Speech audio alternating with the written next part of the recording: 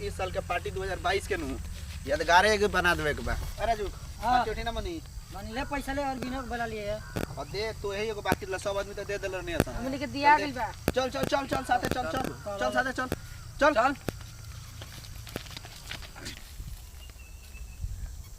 भाई घर से कढ़ाई बर्तन सब ले ला यार जो। हां हां असली असली ठीक बानू गैस से लेके आए चल गैस ते लेके आइए खाली गैस लेके इतना आए। तो कितना साल मुबारक हो। अरविंद कहिया उतरू अरविंद ए आई कानवा में के ठेपिया निकाला तब न सुनाई। चल पैसा दे। कैसन पैसा रे? पार्टी में ना रहबे का? पार्टी में तो रहे तो पैसा दे। पैसा नहीं के हमारे लगे। ए यार दे ना पैसा यार काहे दिमाग खराब है? दे जल्दी। अरे पैसा नहीं के हमारे लगे। तो पार्टी में ना रही कहना का हिम्मत बारे की ना रखी हैं? हम ना रहे तो पार्टी कैंसिल। ओह नो काहे के ओकरा के किस बराव तरी भाई अपने सटल दिमाग के ह सरवा तनियो सुखिसिया त मारोड़ दी ना पार्टी करे दी ना करी एक काम कर जा रह दे जा कम से कम साला प्याज छिली लहसुन छिली ई सब छिली कम से कम बनाई तो है। और का चल चल भाई ये काम कर चल ते पार्टी में रहबे काम कम से कम करबे नु। हां काम को चल यार धागी दी चलो चलो आज पिकनिक बड़ा धूमधाम से मनेगा। आज चिकन बिरयानी बनी। चल एकदम बनी। संदीप भैया हो का भाई रे इस सारा पिछला के बेटा हमारा पिछवाड़ा में खोद देले हौ। ओह नो कौन खोदला हो रे? तू हिनु खोद ले हौ रे अरे साला तने हम खोदनी अरे तो का कइले हौ रे ना खोद ले तो माटी लगा रहला गोणिया में तारा तो झरनी हो। तो ये नहीं काहे के ते हमरा के हेंगन धर लिए नु हम तोरा के हेंगन जा रे लागी तो का ये तनी से हर बात पर झगड़ा कर ले तारा सन यार तनी के माटी लगा रहला के पिछवाड़ा में तो झरनी है यार। चल तोरा पिछवाड़ा पर माटी लगी लेट होता चलो समझ त्याग करो बहुत हो गई रख ये रख भाई बैठ लो अरे बुटी लेके बैठ। हां प्याज ले प्याज काटो सरे। अगर प्याज दे छिले के हां प्याज का प्याज ले प्याज प्याज रे लहसुन दे सब छिलो सनी छिलो चल जल्दी।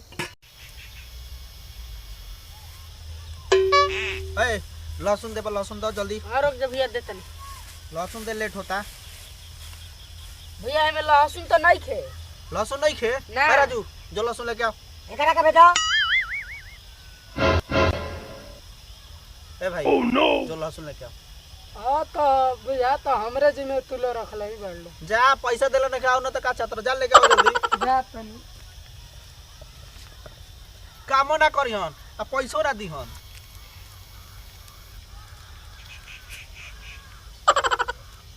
लहसुन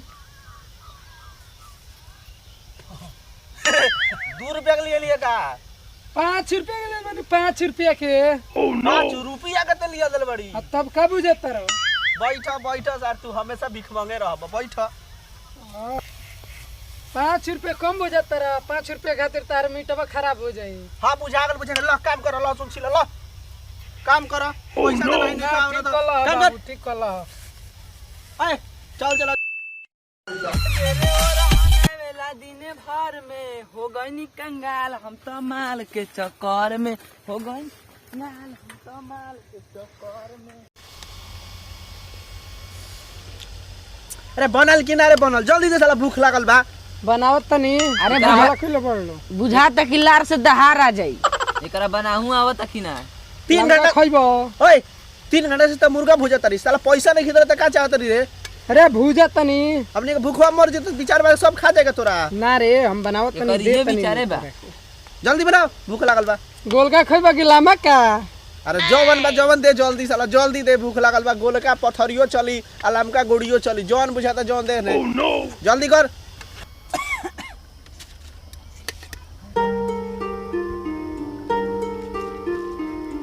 तनी ढेर बोझ अपने में देखो साला कितना बोझ ले बा एक अरे साला कोना रे खो छिलैबो त मैं देखला पलटा सोच कर हमरा पलटा दिखाओ तेरी ते पैसा नहीं खदला तो पलटा दिखाओ तोरा और अभी का? तक खेत देम सन बनानी हम लेके भाग जाए। ना ना भाई चलो चलो चलाओ दोबारा चाट ले। Oh no